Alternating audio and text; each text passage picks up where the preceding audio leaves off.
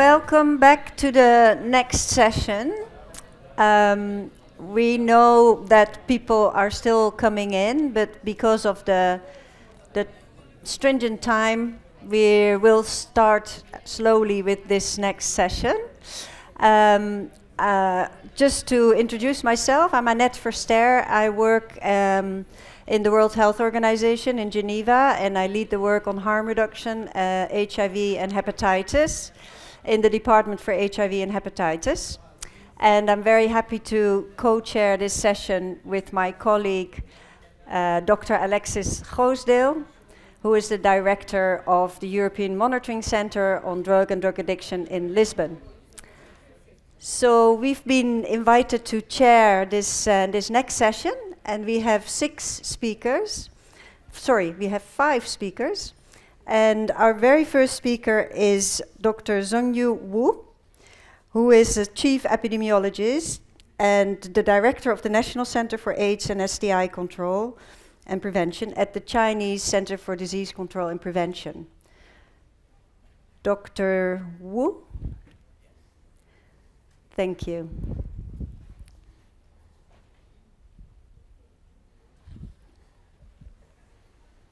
Welcome. As you know, we have been tasked, the two of us, to be very strong timekeepers. So if we come to say hello, don't be afraid, but this will be an invitation to conclude. Keep timing.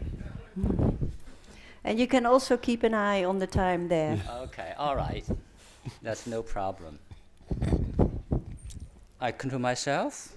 Okay. Thank you for organizer inviting me to participate in this very important meeting. I modified the title I was requested to talk. So the title I called Towards Ending HIV Epidemic Among People Who Inject Drugs in China.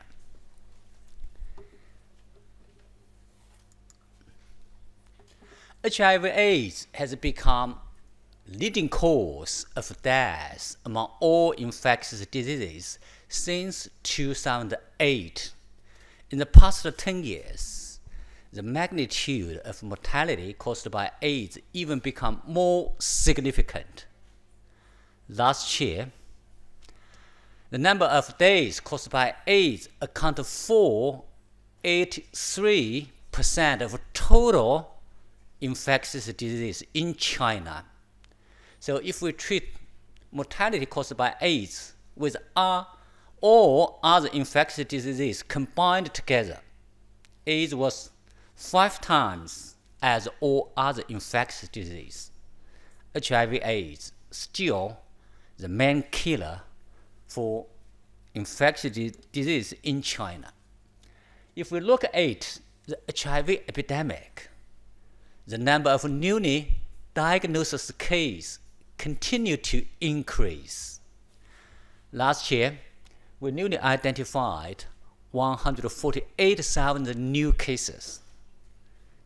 The epidemic continued to increase is because we scaled up large volume of HIV testing. Last year, we provided testing for 240 million of people. That's more than many countries in the African, even in the European continent. The transmission mode changed over time. China previously was mainly driven by injecting drug use before 2006. Last year, HIV infection caused by injecting drug use accounted for less than 3%. Now the epidemic is almost exclusively by sexual contact. Why is that? We made significant improvement in the harm reduction. We scaled up method maintenance and needle exchange program since 2004. In the past 15 years, thousands of drug users access to harm reduction, including method maintenance and needle exchange program.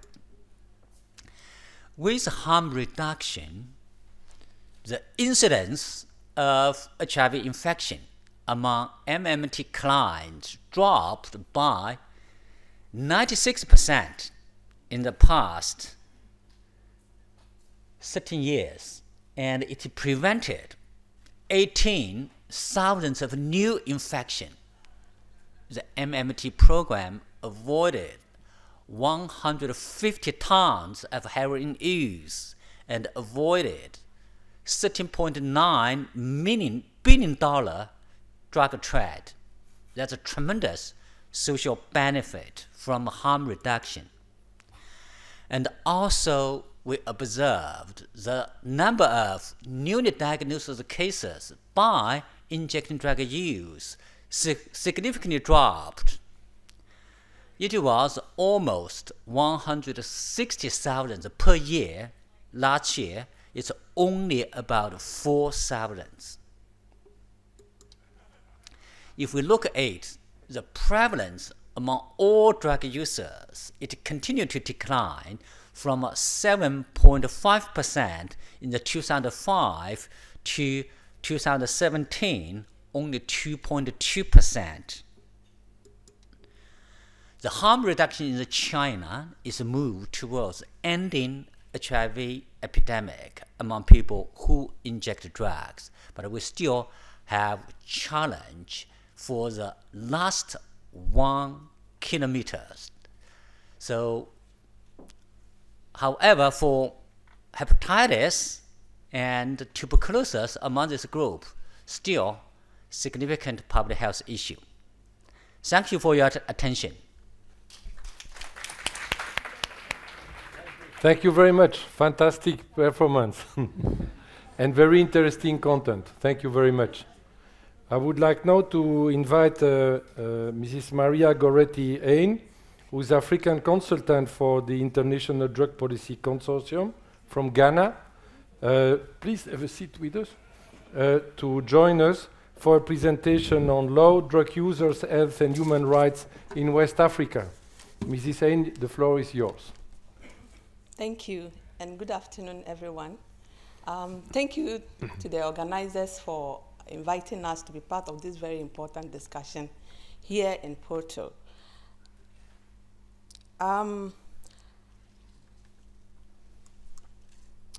Basically, my task this afternoon is to discuss the drug laws, how they impact health and human rights of people who use drugs. In this presentation, we'll also be looking at some of the harm reduction profile within West Africa, some of the challenges, as well as the regional strategy for harm reduction. Basically, I would like to introduce my organization. I work with the International Drug Policy Consortium, a global network of more than 180 NGOs that come together to promote drug policies that are based on human rights, human security, social inclusion, and public health. Now to the main discussions for this afternoon. Basically, in 2017, IDPC, together with West Africa Commission on Drugs, a commission that was convened by Kofi Annan of blessed memory and chaired by the former president of Nigeria, Olusegun Obasanjo, did a research on the 16 ECOWAS countries' drug laws, as well as Mauritania, to assess the nature of the laws and also to see the magnitude of the effect of these these laws on people who use drugs. It was so apparent, after the analysis, what was very clear from this analysis was that the existing laws were rooted in prohibitionist interpretation of the conventions. They were basically dominant on law enforcement and the criminalization of people who use drugs as well. And it was basically on the drug-free mentality that we can do away with drugs in our society.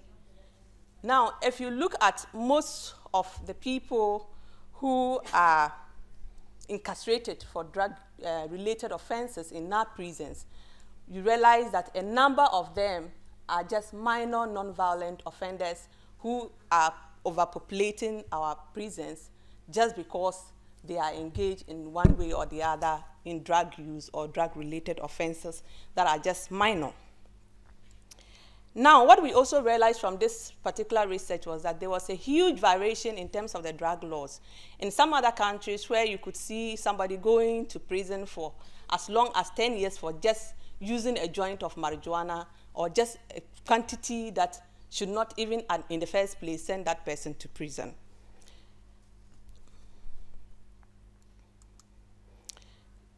Now, with all these issues that came out clearly from this particular study, what we realized over time was that there aren't any programs or services, even if they are available, they are so few in some particular countries to address the effects of these, the effects of consumption of drugs within the sub-region.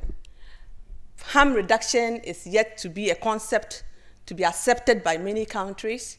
Those who even have it, the resources are not even enough to be able to expand the services available for these programs. Now, there was, from the Commission's report, that's the West Africa Commission's report, not just in transit, what was very clear from that report was also that there is an emerging trend of people who inject drugs. And that clearly tells us that we will need services for these people in order to reduce the harms that come with the use of some of these drugs or their activities that could possibly raise a number of health implications. And yet, if you look at the sub-region, that is the entire 16 ECOWAS countries plus Mauritania, very few countries run harm reduction. As you can see clearly on the slide, Mali, Cote d'Ivoire, Senegal are basically the countries currently running a few of this package of harm reduction. I must say that we are a bit happy that Nigeria is taking steps currently, and very soon they will be also starting with harm reduction services. What is so disturbing also is that a number of our governments do not have the political will to be able to implement most of these services that people need to be able to cope with the situation. People do not understand the concept of harm reduction. People feel that harm reduction, to some extent, is a way of encouraging people to use more drugs. I remember a few weeks back where I was speaking with some parliamentarians back in my country, and somebody had to tell me that, how do you give a needle to somebody to inject himself of drugs? He is yet to come to terms with that situation. How is that? He just can't understand that such a strategy is important in this situation to help people to be able to reduce HIV/AIDS, hepatitis B and C. So that is the kind of challenges that we are having. As a region, what is also lacking is that we have no data. So it is quite difficult sometimes for policymakers to actually be able to implement or come out with policies to be able to address some of the issues. Data is sparse. We don't have a lot of data. Many countries do not actually even know the magnitude of the problem within the region. So it is very difficult most of the time when you are engaging with policymakers, with legislators, to be able to make a convincing argument that indeed we need these policies in place. The issue of the criminal justice focus is still a big problem in West Africa. Many countries still think that the criminal justice is still the best way to address the problem. People still feel that we have to punish people for using drugs. We have to punish people to serve as a deterrence to people from using drugs. But we have seen over the years that punishing people, sending people to prisons hasn't worked. There is no correlation between punishment or the magnitude of punishment and somebody's use of drugs. Even in countries where we have very punitive sanctions, people will still use drugs. So it's not about the punishment, but at least we need to understand this as an issue of public health and not a criminal justice issue. Another issue that is a big problem with the region is lack of political will. A number of our governments do not have the political will to be able to take steps to address this problem. I remember one time a politician told me, a member of parliament told me that, how do you expect me to go back to my constituency and tell my people that I want to set up a structure here to help people to be able to inject themselves safely? Do you want me to lose my seat? You see the mentality, people want to protect, people feel that it's not a front burner issue. Drug-related issues are not they are not a front burner issue. So that's the issue, some of the things we are contending with in terms of the situation in West Africa. And also opinion leaders, back in my region, opinion leaders such as religious leaders play a very key role in this discussion. And they are able to direct the conversation sometimes, especially when they are dealing with our politicians. And so politicians are afraid to go contrary to what religious leaders will say. So sometimes it is very difficult for us to be able to drive things because religious leaders are saying, no, this is morally wrong, we cannot do this, we cannot sit down and look at you introducing a model that is going to create a free day for people to use drugs, because people still don't understand the concept of decriminalization in my sub-region. They feel that decriminalization is a model that is going to create a field day for people to be able to just go anywhere, buy drugs, use them on the streets and everywhere. And no matter how you always explain this, the media will twist, they will twist the conversation and the wrong message is usually sent out there. So it is a huge challenge within the region for us. Now, in terms of the regional policy environment, what strategies are being put in place to see how best this discussion can be looked holistically or encourage member states to be able to introduce some of these models into their drug law policies. Currently, the African Union Action Plan tried to focus, it focused on a comprehensive response that includes the following. That's a comprehensive, accessible, evidence-based human rights prevention, treatment, and care services. It also encourages member states to ensure that there's a comprehensive package on HIV prevention, treatment, care, and care. That is in all harm reduction. Basically, harm reduction is being encouraged by AU so that member states should try as much as possible to include this as well. There's a similar document by the ECOWAS, that's the Economic Community of West African States, which was just adopted some few months back. Basically, it also looks progressive. It tries to encourage member states to ensure that they adopt a comprehensive policy in their drug laws and drug policies to be able to give an opportunity for people who use drugs to have access to life-saving services. And recently, in the region, we had the EAC that has just adopted a policy on alcohol, drugs, and substance use, which also looks very progressive in nature. Now, what is the future for West Africa? I will say that the debate is opening up because of the effective work of the Commission, that's the West Africa Commission on Drugs.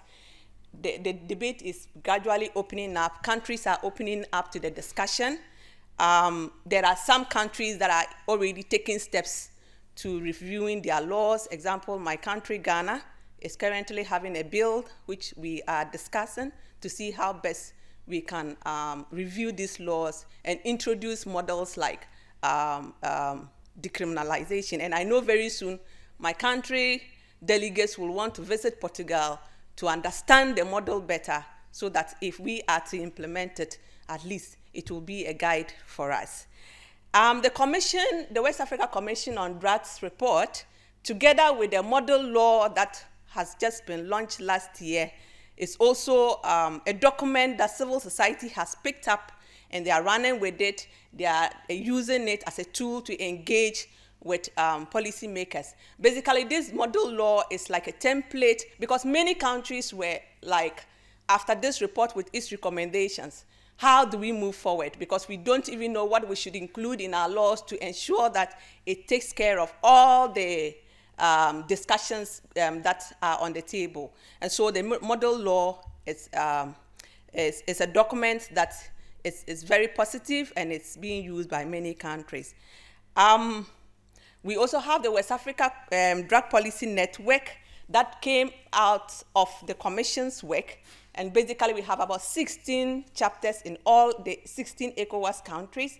All they do is to engage at the country levels with policymakers and their governments to ensure that we have policies and laws that are human rights and public health centered. Over time, we are beginning to see a number of greater participation of some countries within the region at the AU and at the UN level. At first, it was really disheartening that sometimes you come for programs like this at the CND, at the global level, and Africa voice is missing. But at least it is improving, and we know we will get there in a much better state. Thank you very much for your audience. Thank you very much, Maria Coretti. So after the first session on Portugal, we've been to China and West Africa, and we're now going back to France with Dr. Fadi Meroe, who is a practitioner at the center, the regional hospital, university hospital in Montpellier in France. You can see the time there, and okay. The floor is yours. Thank you, Chair. Good afternoon, everyone, and many thanks for all the staff of UNIT, and especially Ricardo. And thank you for thinking about the present at this day, important day. And for the English, I apologize for my English. It's not a very good English. I am better in French, but not in English. Excuse me.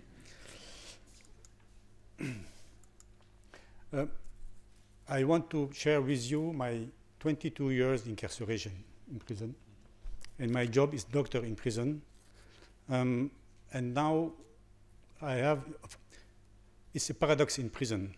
My question is, do we treat a person or the prison? It's ethic question for me. And I would like to ask you two questions. The first question, do you think there are drugs in prison? If you agree, raise your hands. Okay. The second one, in your opinion, are there injectors of drugs in prison? It's okay. And yet, administration dupes it now. All the institutions, such as EMCDA, ECDC, UNODC, WHO, have some data of this.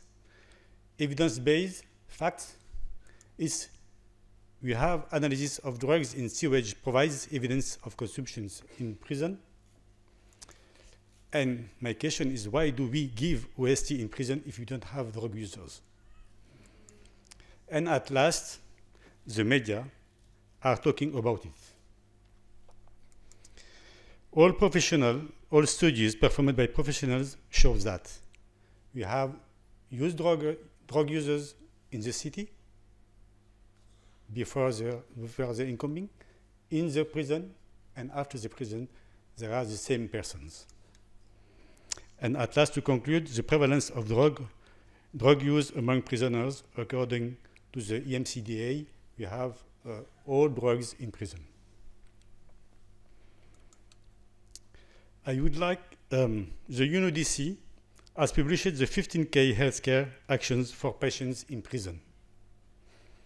And despite that, only a few countries apply some this recommendation, and especially the number 6 and number 10. Even few countries in dark gray have NPS here, only Spain, and here we are Deutschland and Switzerland with NPS in prison. And for condoms, it's the same.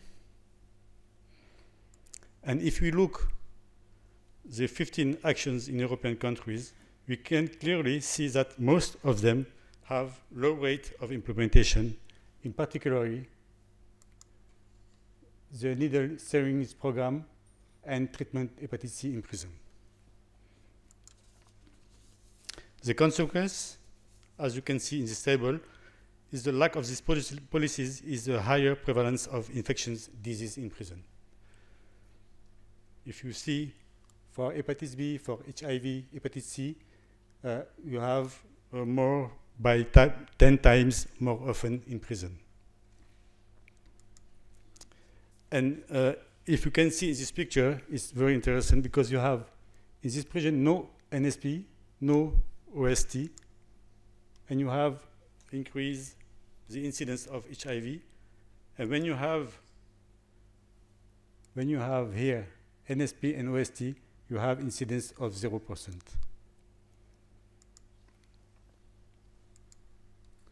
Now I want to speak about my prison. My prison is Villeneuve-de-Maguelone. It's very difficult to say him, but it's south of France, in Montpellier, the big city and famous city, a nice prison also. In France, we have 3 kinds of prisons. In France, three kinds of French detention. We have remand prison for awaiting trial, or if you have a remaining sentence, does not exceed 2 years. We have detention center, sentence for more than 2 years for person, and the security prison for the most difficult convicts. And the overcrowding is only in the women prison. Healthcare is responsibility of Minister of Health, and each prison health unit is attached for a nearest hospital. You have the public hospital in prison in France, and you have 3 levels of care, healthcare in prison. You have in every prison health unit for prison, and level 2 for hospitalization less than 48 hours, and the level 3 is in public hospital if you have for many days or many months to hospitalization. And in my prison, we tried to achieve as many the 15 actions as possible, despite the opposition of the prison administration. OST for all patients in need. We have condoms in self-service at the health unit. Roll-use straw device for sniffing. We implemented naloxone for OD prevention. We have vaccination, treatment for HIV, for hepatitis C, hepatitis B, post-exposure prophylaxis, and we have focus group for addiction, sexual assault, and violence. And we propose for all the inmates, when they incoming in the prison, test for serology, hepatitis A, B, C, HIV, and syphilis. And you have about 70–80% who accept this testing. And if you have the target population, it's about 95% to accept this screening. And we began the treatment of hepatitis C since 2003 with bead therapy for all patients without knowledge of fibrosis. And tree therapy in 2012, and now for all patients we have the DAA. And we implement 4 years the NSP in my prison. And these 2 problems in my prison that despite the administration opposition, both NEP and Roll Your Straw program are now effective in my prison. Our test and treat process for hepatitis C cure at Villeneuve-les-Maguelone, the step one is testing. At the same time, we ask RNA with antibody. And HIV, hepatitis B, hepatitis syphilis, all the testing for all patients. And this one is between the first day and the first week. We can use dried blood spot if needed, and we implement OST, harm reduction axis, and naloxone in the same time. Second step, if RNA is positive, treatment is taken once a day in the presence of the nurse at the health unit, and we can begin the treatment week 2 or week 3. In France, the cost of DAA for prisoners is supported by health insurance. Detainees are eligible for treatment, and whatever the stage of liver fibrosis.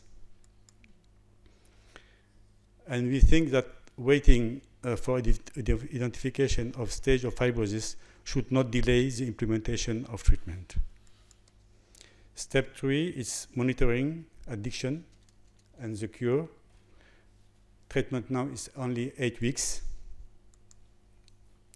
And 90% of patients complete the treatment in detention. And for the release, continuity of care, we give the rest of the treatment for the patients. And you can see now the cascade of the treatment. All patients here, you have the RNA positive here in green, and orange treatment. And you see before DAA, you have some cascade not very good. And now you have all patients with RNA positive with the treatment. And the SVR, the cure, is about 100%. And this to see the cascade in 2010, you have in 100 persons with antibodies, you have 28 persons to cure, and now all patients with RNA positive are treatment and are cured. The evidence, if you have some doubts, we have here some photo of my patients when they come in consultation. And you can see the homemade syringe in prison. It's my photos in my prison. We know that now WHO recommended that elimination of hepatitis C in 2030. And elimination for hepatitis C in the community is very important. It means we care about everyone under the umbrella, but we don't forget prisoners, we don't forget homeless, drug users, migrants, or sex workers. And if you want to eliminate, let's go not forget the invisible.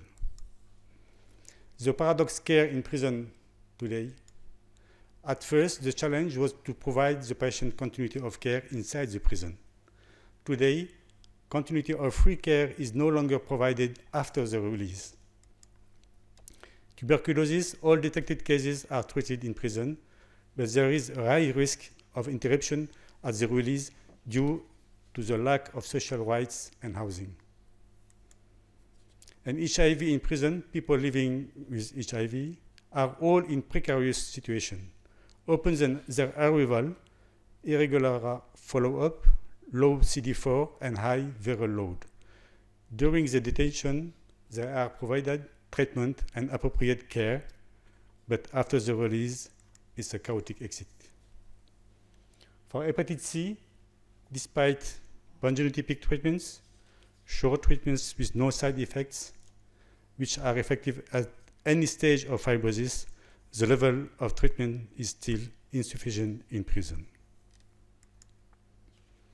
And to conclude, harm reduction in prison is a part of public health. Prison is not a separate world. Our patient is in prison were in the society before their entry and will be back in the open world after their release. We must ensure that people who inject in prison reach the highest level of health. The right to health care should also apply in prison with the notion of equivalence of care. Keep in mind that treatments currently exist are easy to implement and very efficient. So let's go. It's already written in the law of all countries and the international regulation, including the last one, the Mandela Rules. And thank you for your attention. Merci beaucoup, Dr. Merouet. Thank you very much. C'était très intéressant. This was very interesting. You also raised an issue which is key for European Union and all regions of the world, which is prison. And I'm afraid we speak about this for 25 years. There is evidence. Situation is not really changing. So thank you to bring us this very important question. I would like now to invite Dr. Leon de Souza Lobo Garcia, who's practitioner and lecturer of the Institute of Psychiatry in the University of São Paulo, Brazil.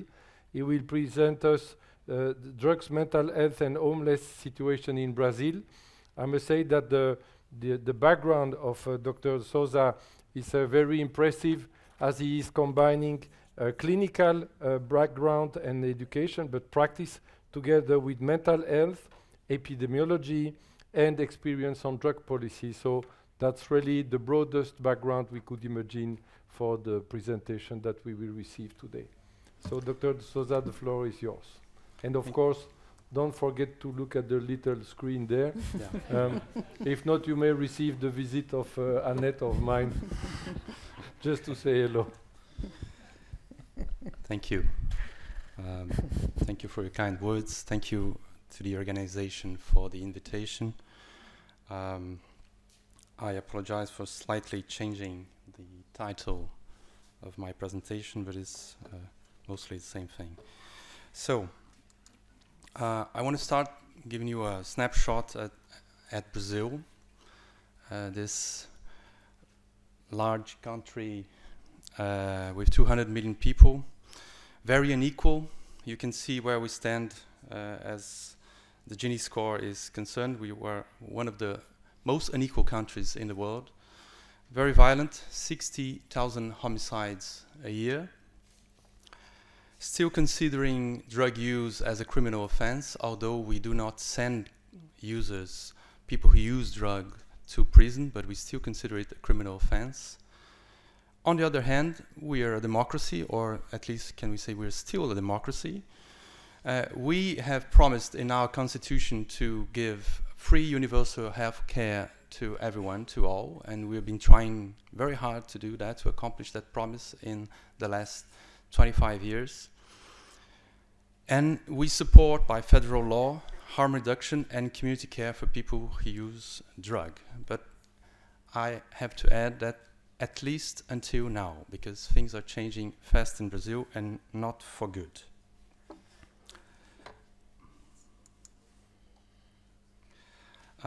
So some indicators on HIV in Brazil. Brazil has in general a good policy, good results. We have achieved good results in treating the HIV epidemic in the last 20 years. And this is thanks to a number of things, but let's look at the numbers before. So it's nearly 900 people living with HIV, still a high number of deaths, high number of new cases, mostly men doing sex with men and young men. But we have a reasonably high rate of diagnosis. 75% of those diagnosed being treated, and very good numbers on viral suppression amongst those being treated. This made us have a fall in mortality since 2003, a significant fall in mortality. You can also see a fall in the time lapse between diagnosis and treatment, now less than 38 days. It was in 2017. And on the right side of the slide, you can see some of the initiatives that the government has been taking to accomplish this result. So we had a fast expansion of rapid tests, of the offer of rapid tests in our healthcare services, mostly primary healthcare services. We are also starting with a free self-testing. That means distributing self-testing devices for populations at risk. We have free antiviral therapy for all since 2013, and this is related to the fall in mortality that we've been seeing. We had distribution already before 2013, but 2013 is really the landmark for the expansion of the program. We started post-exposure prevention in 2009 and had a rapid raise. So last year we had 107,000 doses distributed, mostly to health workers and men doing sex with men. And we are starting, since last year, pre-exposure prophylaxis with small numbers for the dimension of Brazil, but important. One thing important to note is that drug users are not being targeted at the moment in the priorities given by the Ministry of Health. Concerning HCV, excuse me, numbers are not so good. Some controversy on the numbers of people living with HCV, but best estimate is around 700,000. Very few diagnoses, in fact 21%. This is a problem elsewhere, not only in Brazil, but it's a sharp difference between HIV indicators and HCV, and very small numbers yet of treated people. It's more recent program that has been implemented in Brazil. So priorities by now are, of course, to expand diagnosis and treatment, and do that by primary healthcare services. Brazil has a reasonably good coverage of primary healthcare services with a number of problems, lack of doctors, of course, but this is the main strategy to expand diagnosis and treatment. So if we look at drug use and HIV and HCV in Brazil, let's look at some numbers before. So you have the table on the left showing most recent numbers, official numbers for drug use in Brazil. This is 2015, and you are a very privileged audience because you can see these numbers. These numbers are actually not available to Brazilians in general, and I will explain that later after we see the numbers. So we see that our main problem with drugs in Brazil is basically alcohol, which is a legal drug. This is the main problem we have. We have very little injectable drug use in Brazil, very little opioid injectable use. Opioid pharma these are prescribed drugs taken without medical prescription. And the most serious illegal drug problem we have in Brazil is crack cocaine. And crack cocaine, although the number is small, 0.1%, it has it's very visible. Crack has been used in open scenes in large Brazilian cities and causing much political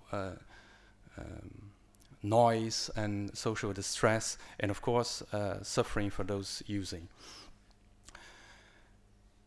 So probably these numbers may explain the difference between alcohol use, the relevance, the public health relevance of alcohol use and illegal drugs use, may explain why the government is been hiding these numbers that you're seeing now for 1.5 years. This is research that was commissioned by government. It costs $2 million, which is a lot for Brazilian money, and they are not available. They have been recently leaked by the press, and we want to understand why these are not widely available, why these are not being used to discuss the strategies, the future strategies of drug policy in Brazil.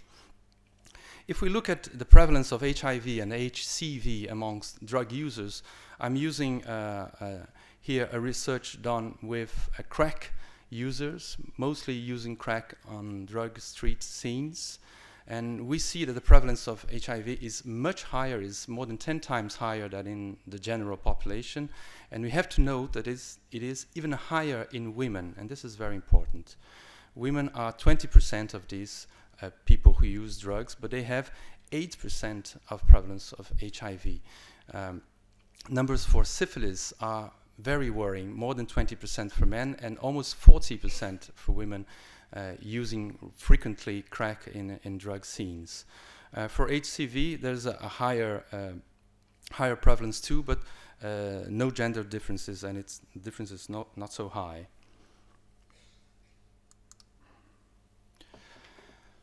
So this is the way we look at drug problems, or the way previous drug policy was looking at drug problems in Brazil until 2016, and I was part of the team leading drug policy. We think that drug misuse and social exclusion interact and are very much correlated, and they generate a number of phenomena causing individual and social suffering, like HIV, HCV, tuberculosis, homelessness, imprisonment, and violent deaths. The main causes of death of crack users in Brazil are not, the main cause of death is not overdoses. 6 out of 10 will die from homicide. 3 out of 10 will die from HIV, TB, and hepatitis, and just 1 out of 10 will die from overdoses.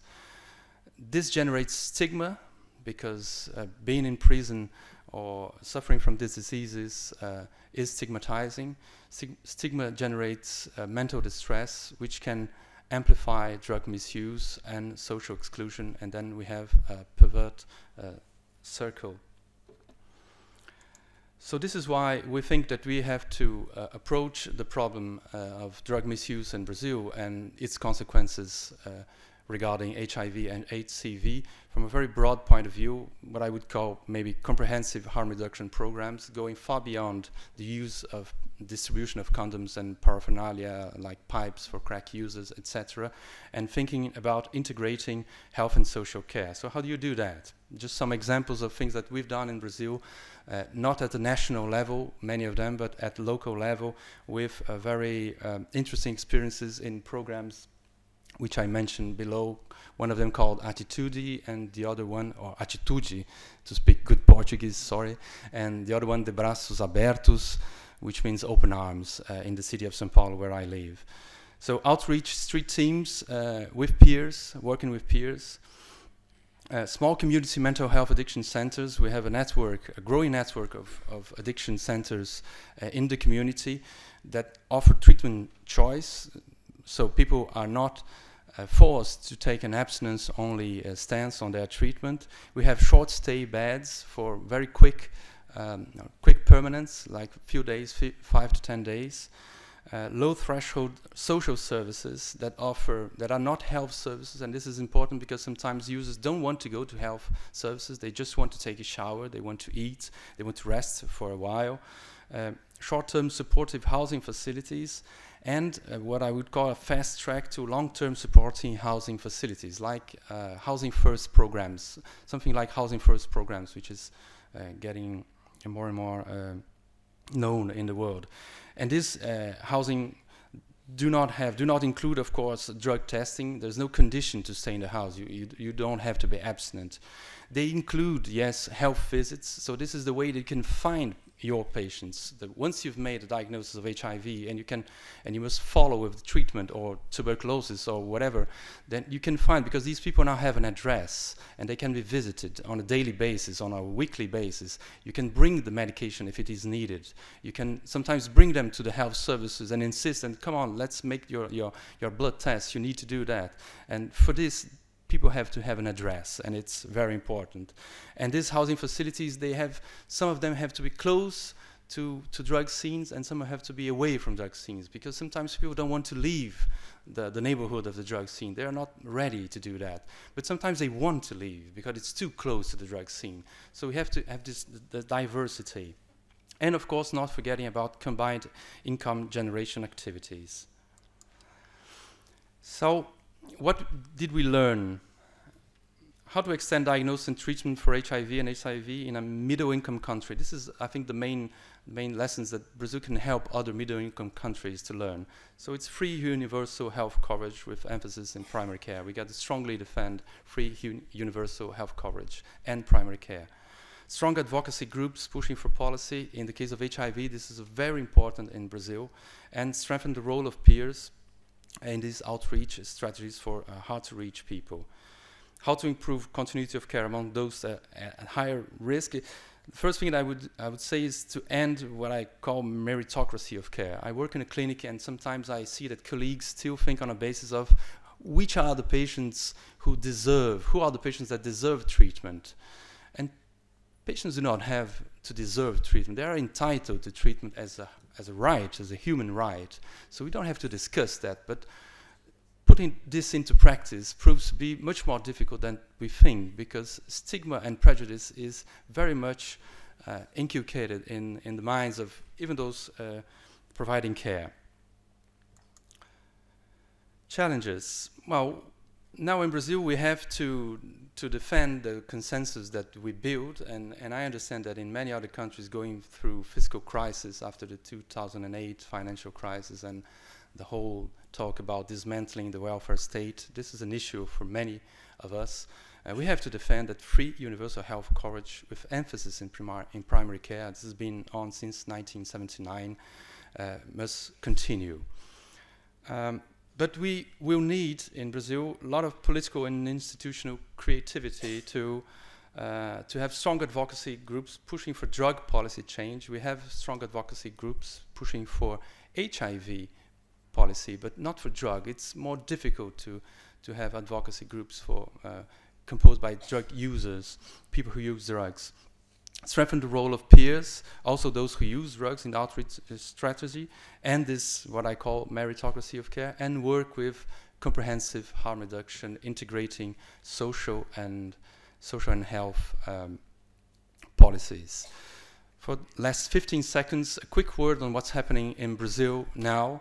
A few weeks ago, we had a presidential decree saying that harm reduction is no longer a guideline for treatment of people who use drugs, that we will pursue only abstinence-only policies. This is in disagreement with federal law, federal Brazilian law, who says harm reduction is a guideline. This same presidential decree also extinguished the National Board on Drug Policy, which was composed of civil society representatives too.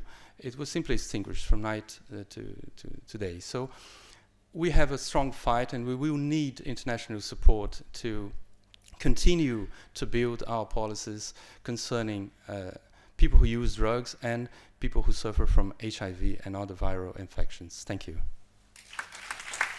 On the dot. Thank you very much, Leon Garcia. You were actually on the dot. The clock just started at 000.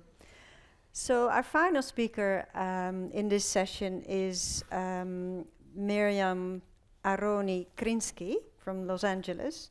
She's the Executive Director of Fair and Just Prosecution, and also combines a background in public health and criminal justice. And she will be presenting on the criminal justice response to drugs in the US. So thank you very much. And I want to thank our organizers and let you know what an honor and a privilege it is to be sharing the stage with such distinguished thinkers and leaders. I will also say that I'm a little less depressed about our situation in the United States, having heard some of the challenges that the other countries are dealing with. So perhaps misery does indeed love company. But I did want to share with you some of what we're seeing in the United States currently. And I was asked to speak about the criminal justice system response to drugs in the United States.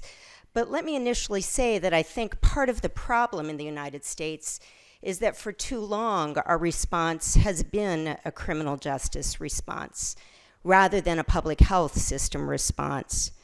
So I spent 15 years as a federal prosecutor during the 80s and the 90s, what I saw was a ramp up in increasing penalties, an increasingly punitive response to the so-called war on drugs.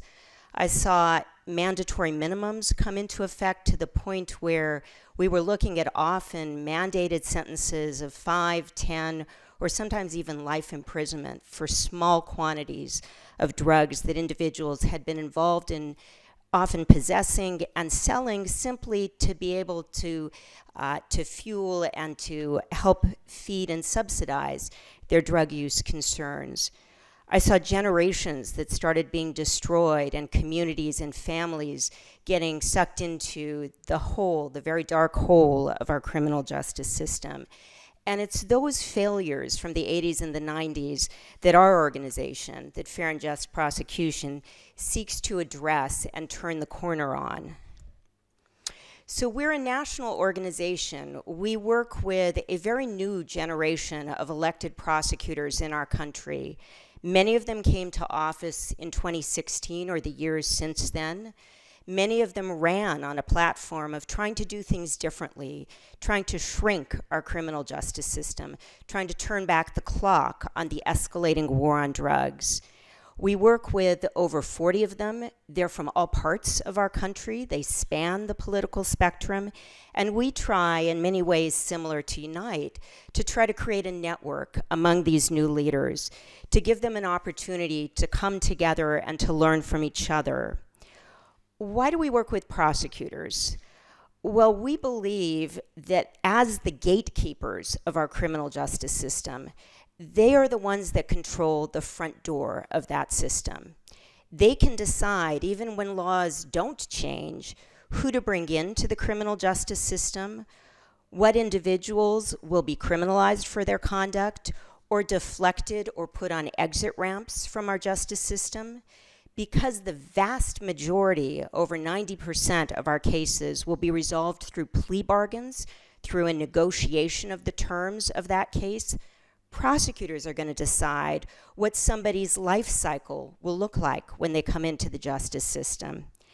And significantly, as elected officials, prosecutors can be an incredibly powerful voice to bring about change in our justice system from within. When they speak out for the need to change our justice system, when they speak out and say that a criminal justice system that promotes an escalation of penalties is not promoting public safety, there's a tremendous potential to bring about a different kind of paradigm and a different lens on what change needs to look like.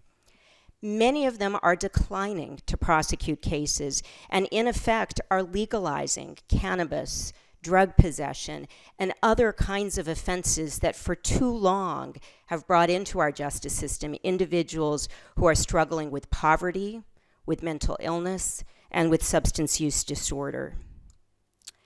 So what do we know about the drug policies in our country?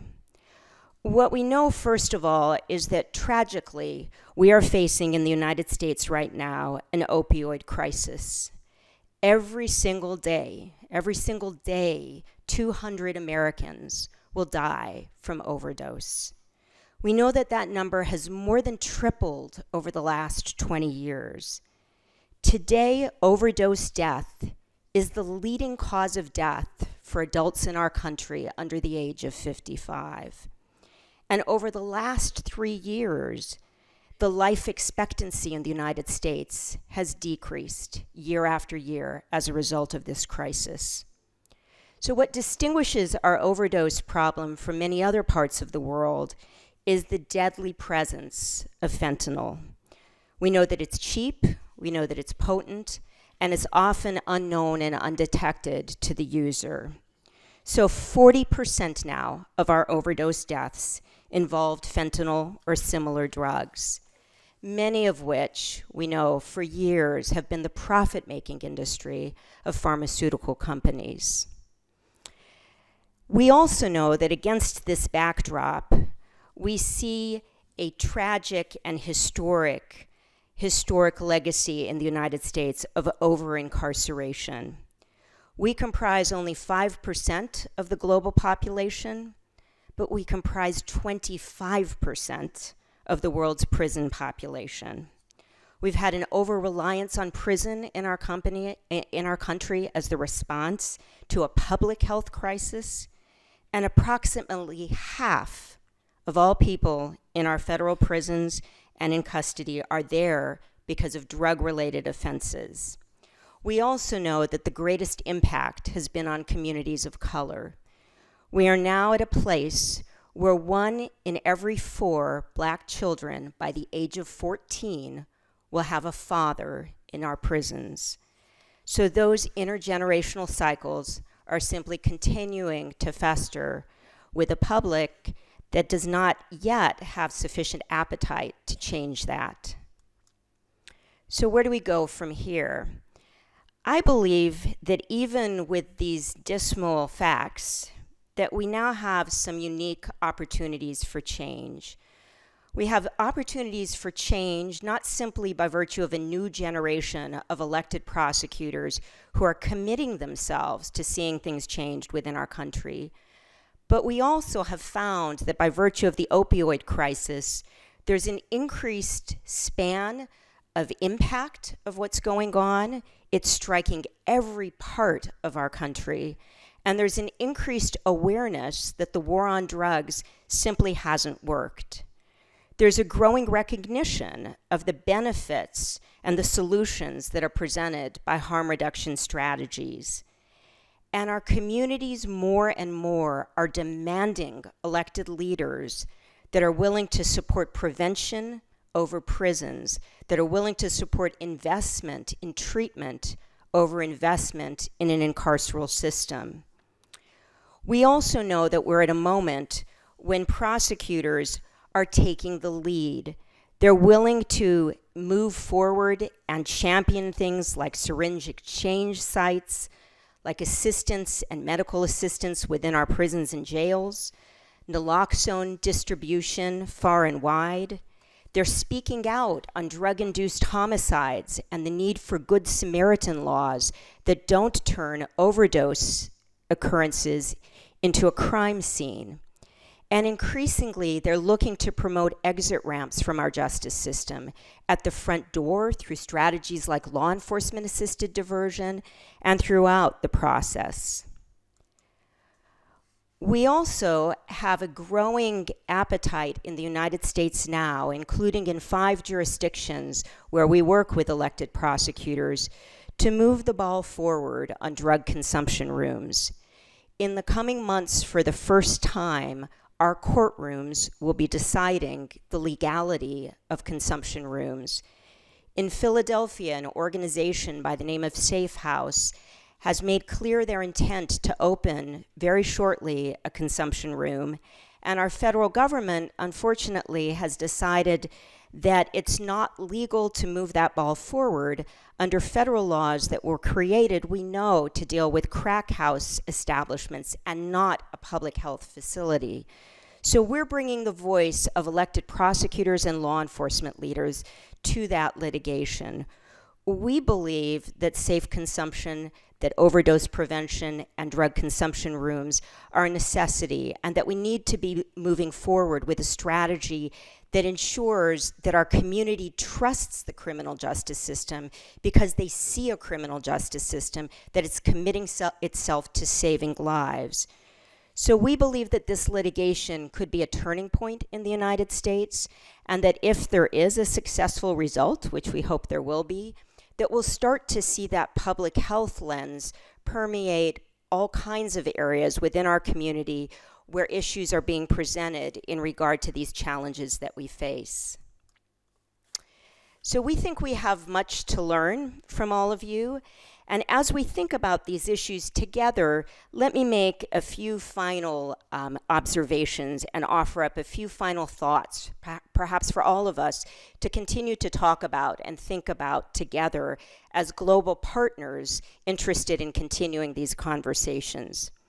First of all, let me say that I agree with the observation earlier today that decriminalization alone is not enough. But let me also say that unless we decriminalize, unless that's part of the step that we take forward, we're also not doing enough to deal with these concerns around the globe. That decriminalization, in my mind, needs to be part of the conversation, even if it isn't the entire conversation. Secondly, let me suggest that your prosecutors and your law enforcement leaders need to be at the table. If they're not there, I would strongly encourage you to bring them into the conversation. And we would welcome the opportunity to work with those constituencies in your country and to start to create a global conversation among prosecutors and law enforcement leaders who are willing to promote a public health and not a criminal justice response to drug use. Third, let me suggest that unless we bring about a change in the narrative, unless we own the need for a communication strategy, we're only going to get so far. And we are again trying to bring the voice of prosecutors into a conversation that engages our journalists, that engages our community, that uses different language, but that also lifts up the human stories of individuals who have been touched by this crisis, so that we can start to change a narrative that has stigmatized many in our community and that has been willing to embrace too often a punitive response to a health issue.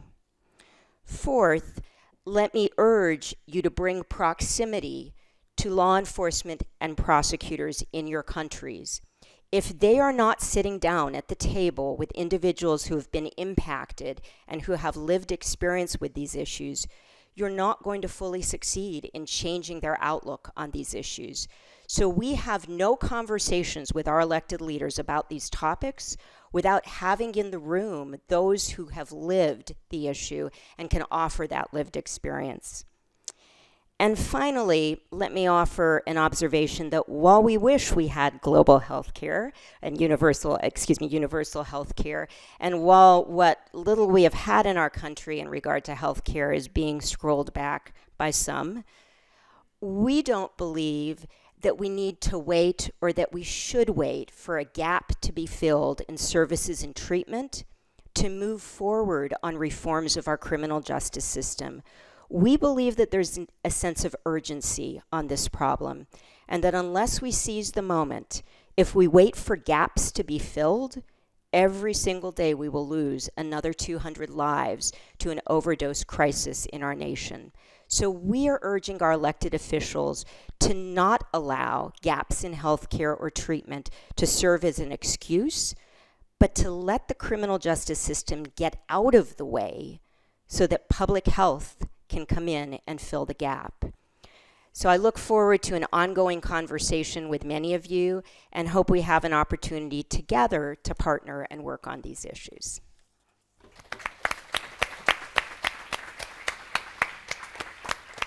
Thank you very much, Mrs. Aroni-Krinsky. It was very stimulating. And I would like to thank also the organizers, because we have a panel that is really multidisciplinary. That's one of the keys. So before to invite to take the floor the first discussant, I would like just to share with you one of the thoughts we had with Annette just before starting the session, is that we want to be and remain as close as possible with the objective of Unite, which is also to stimulate and to support decision makers. So I would like to invite the two discussants and the questions in the room, maybe to try to keep in mind question about how can we adopt, transpose, translate in our or in your own country, because we will have plenty of fantastic presentation over the next 4 days. Today it's a bit about what's in for me. So let's try to keep this in mind for the discussion. And now it's a pleasure and a great honor and a big challenge to invite the first discussant, who is Dr. Monica Begg. She has a very extensive curriculum and background. It's extremely difficult to summarize, and I would like to avoid to offend her by forgetting anything important. There are so many things. Still, I would like to highlight that she's the chief of the HIV/AIDS section and the global coordinator for HIV/AIDS at UNODC. And it's, I think, a very positive and important sign that together the family of the international organizations We have WHO, we have DC, we have the EMCDDA and other organizations that we are here also to support policy makers, decision makers, whatever the level where they have their responsibility. So, Dr. Beck, the floor is yours. Thank you very much for the kind introduction. And I would really like to take this opportunity to thank all the organizers for inviting me to comment on the presentations. Brilliant presentations, of course, and I know many of you personally. First, I would like to say that I had the honor and privilege to visit many of your countries, and I have seen firsthand what is happening there, and particularly I would like to mention Brazil. I have been in Sao Paulo and have seen how you have been addressing the challenges, particularly with regard to crack cocaine. And we have been working very closely with your government and civil society organizations to develop a manual to address stimulant drug use and HIV, and which should be actually launched during this conference. And then, of course, in Africa, we are also working very closely with many of the governments there to sensitize policymakers on harm reduction. And particularly in case of Nigeria, we are working with the government to develop a drug master plan and start needle syringe program very soon, actually, working jointly with Global Fund and also WHO. And of course, China. I was there and I have seen personally what an incredible work you have done there, especially to scale up method and maintenance program. And thanks to your leadership, Dr. Wu, and that you have been able to reduce HIV incidence 96%, which is incredible. I don't think we have that kind of experience outside Western Europe in any other parts of the world. But of course, this is not the case for other countries, other regions around the world. Globally, we have seen 47% increase in new HIV infections among key populations. 25% of those new infections are among people who inject drugs. And there is even one particular country where we have seen almost 1/3 of new HIV infections, where we cannot use the word harm reduction yet. And I think, listening to all your presentations, I think one theme that resonated throughout all presentations is the need for legislative and policy frameworks and practices which are conducive for HIV harm reduction interventions among people who use drugs, people who inject drugs. We are still seeing people who use drugs. They are facing pervasive and widespread human rights abuses, stigma, discrimination, and violence as a result of bad laws and policies and related practices in countries around the world. These not only contributed to increase the vulnerability of people who use drugs through HIV, hepatitis C, STI, and tuberculosis, but have also limited their access to evidence-based prevention, treatment, and care services. AIDS is not going to end without a human rights-based response, one that works towards ending criminalization of drug use and resultant stigma, discrimination, and marginalization of people who use drugs.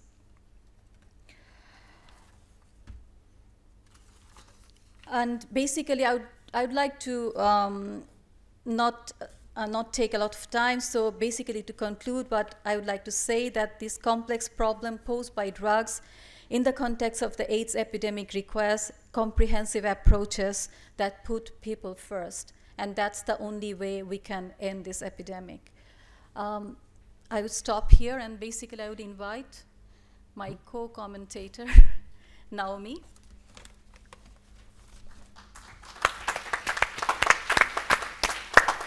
Yes, our next commentator is Naomi Bergshine, and she is the Executive Director of Harm Reduction International and therefore also responsible for the conference that's starting tomorrow.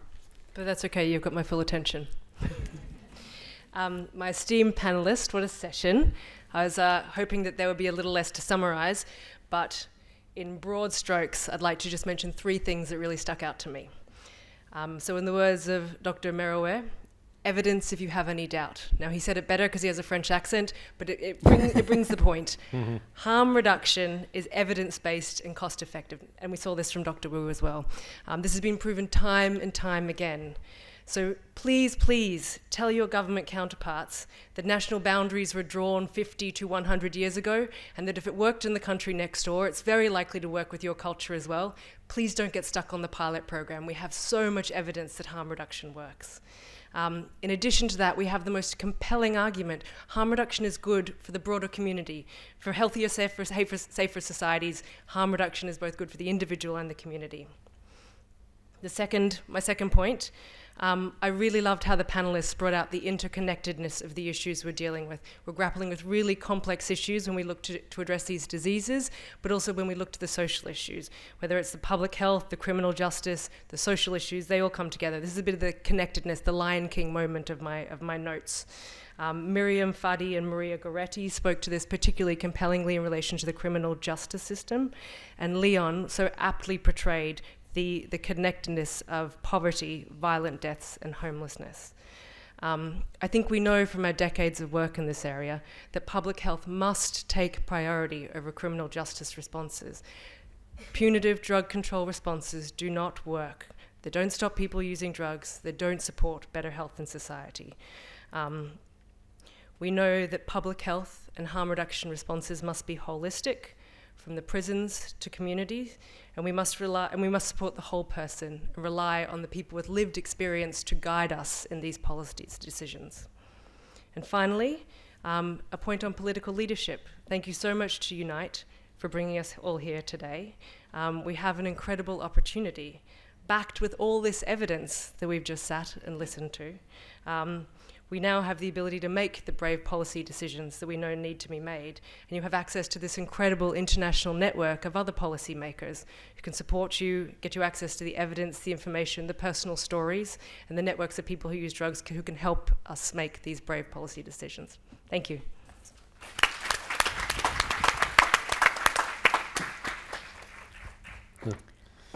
Thank you very much, Naomi. This leaves us 13 minutes of discussion time. So we would like to open the floor to the audience for any questions. And just to echo my co-chair, it would be really good to focus the discussions on how things have been able to be done. How did France manage to move the responsibility of health in prisons to the Ministry of Health, for example? How did China manage to scale up methadone programs in such a rapid, massive scale? So, a suggestion for you there. Please. Thank you. I'm Oscar Mukasa. I introduced myself already. Yeah, to the first presenter, I'll go very fast. You told us about the 40 million HIV testing over the 1 or 2 years ago. Was self-testing among the strategies for that?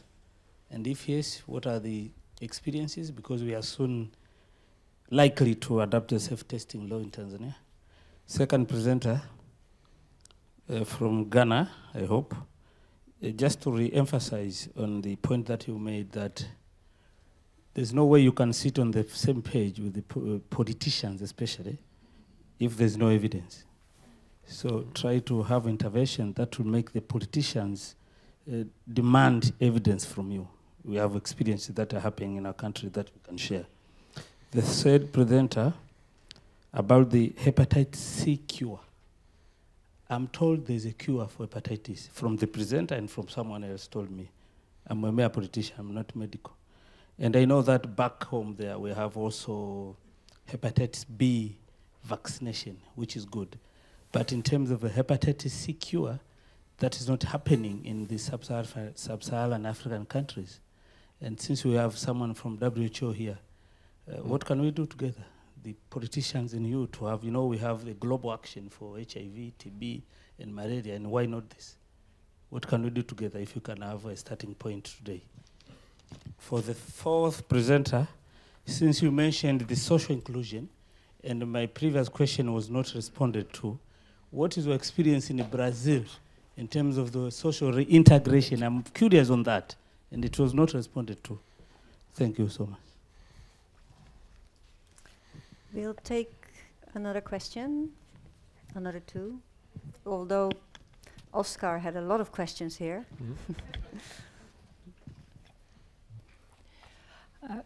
Good afternoon. I'm Anna Dovbach, Eurasian Harm Reduction Association. And actually, thank you very much for bringing prosecutors as a new allies. And my question to all the speakers is about new arguments and new allies to not to feel so miserable in defending what we achieved during the last 20 years in the legislation or norms.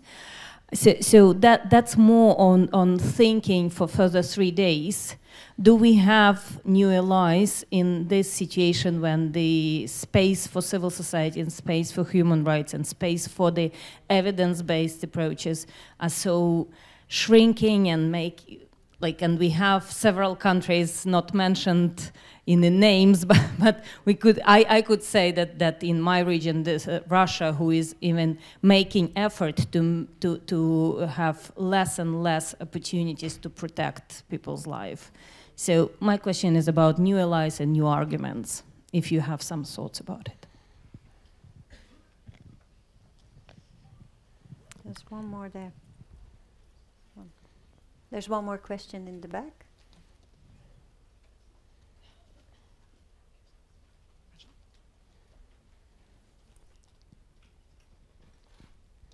Good afternoon, and thank you. My name is Ancela. I work for MSF in Mozambique. I actually have two questions. Not exactly sure to whom. The first one is on money. I wanted to ask already in the first round, but then it was very short. There's not so much talk about money during this day yet, but I know that for many policymakers, money is a big challenge to start an intervention and to start a new policy because of the fear of not being able to sustain it because it will cost money at some point. I think at some point it will also make a country gain money when you prevent infections, but I would like to hear from you if there's some examples, what is your experience? And my second question goes to, I'm sorry, I forgot your name, but the presenter from Ghana. Maria Goretti, sorry.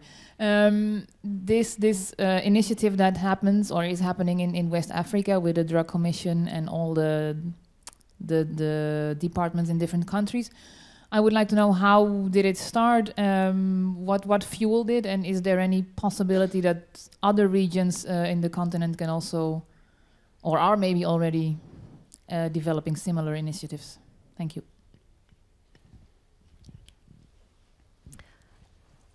I think we need a microphone up here, Yeah.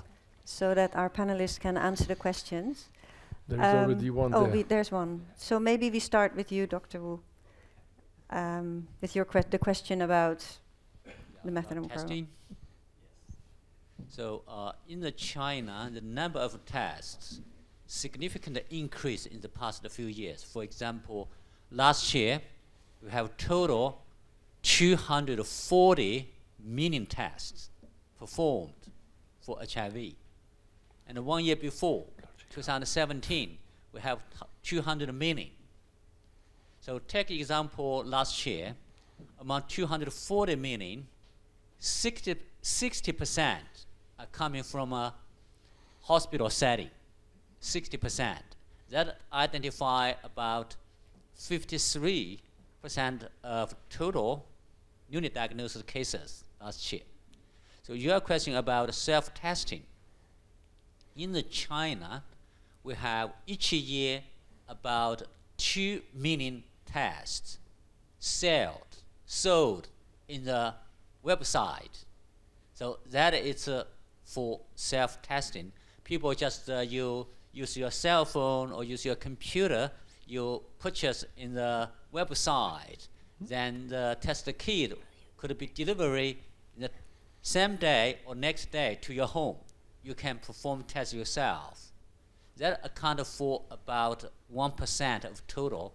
So the number of diagnoses, the proportion is very small. My answer to the last question, you talk about money. In terms of harm reduction in China, it only accounts about 1 or 2% of total budget.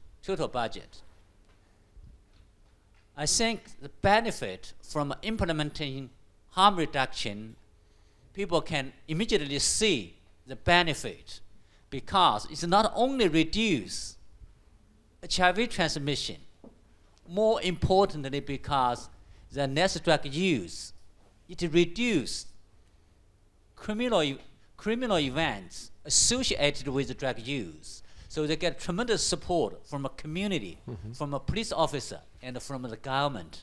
At the same time, because people use the harm reduction, you do not need to engage in the drug trade.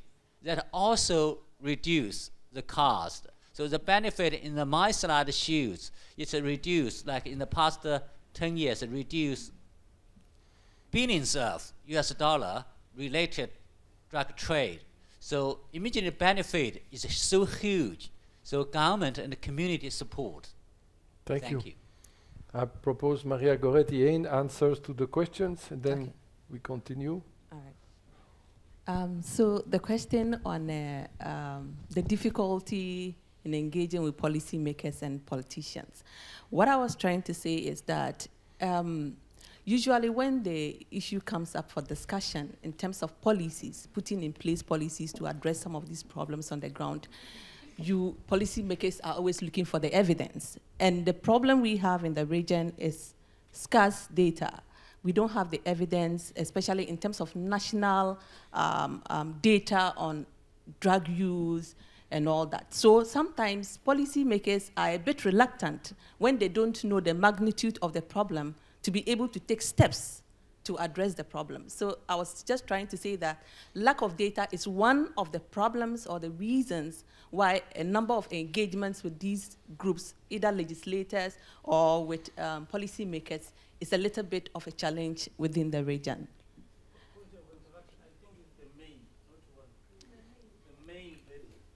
The main barrier. Lack of evidence is the main barrier for all that you want to do. Absolutely. Not one of the problems.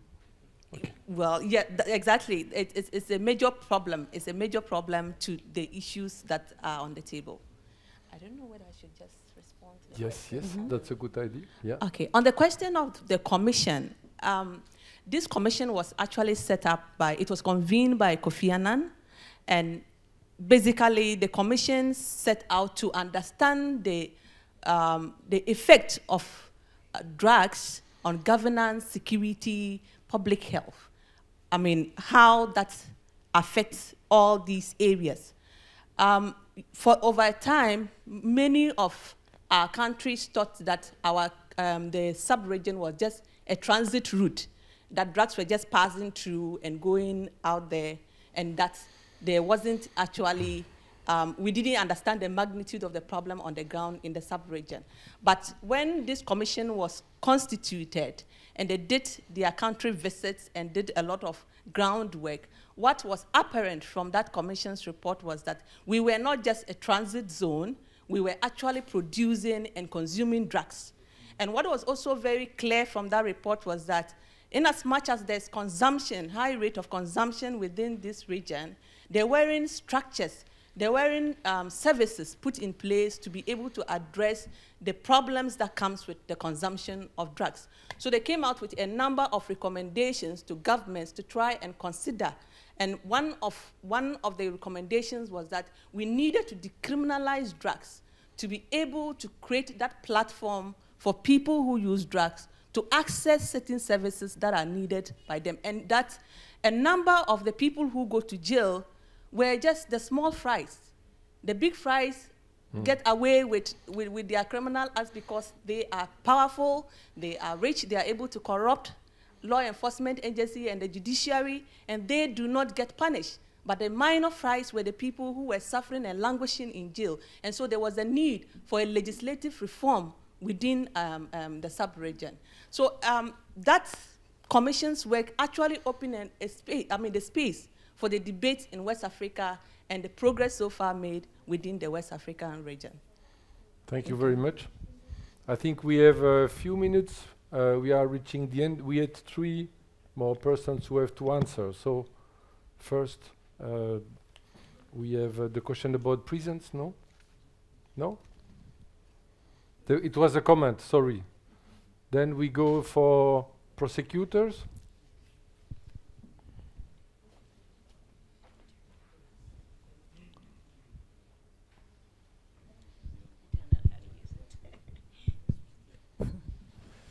So just very quickly, I do think that in many parts of the globe, alliances are being formed with law enforcement leaders, and I think that that's a critical constituency to bring into the mix. And law enforcement leaders are going to listen to each other. So tapping the law enforcement leaders who have seen the value of these types of reforms, I think is critical to convince others. We are looking in the litigation around the drug consumption room to work as well with other groups, including faith leaders. I think there's a strong argument to be made here around the moral imperative of these changes, and bringing faith leaders into the mix, I think, can be powerful. And then finally, let me just make a quick comment on the fiscal issue. We spend billions of dollars on our prisons and our jails, and I think that we need to be doing more to build the case to underscore that if we can reduce the presence of the criminal justice system in this lane, we can save the millions of dollars, hundreds of millions of dollars that are needed to more than support harm reduction, prevention, and treatment strategies. Thank you. You want to add something? Yeah, just to answer to Congressman Oscar, social inclusion programs in Brazil, those that were most successful, combined for people who use drugs and are vulnerable, combined housing and income generation. And it is very important that these strategies are combined. They must be tailored to these people. They have a number of characteristics that make these, we cannot just simply use the same programs that we use to other vulnerable groups.